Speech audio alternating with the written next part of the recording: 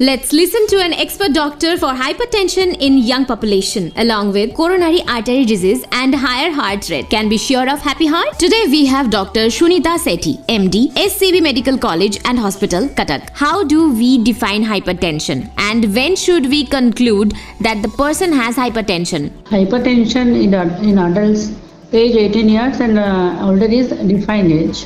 When a systolic blood pressure comes more than 140 millimeter of mercury and diastolic blood pressure of more than or equal to 90 millimeter mercury or any level of blood pressure in patients taking antihypertensive medications is defined as hypertension. Can high blood pressure be completely cured? No, the answer is no.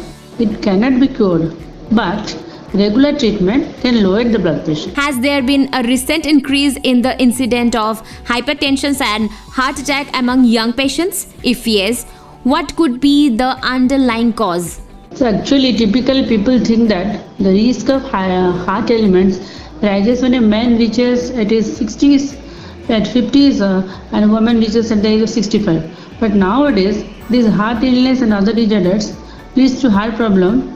For example, hypertension, high levels of cholesterol and triglycerides are being noticed in people in 20s, 30s and 40s.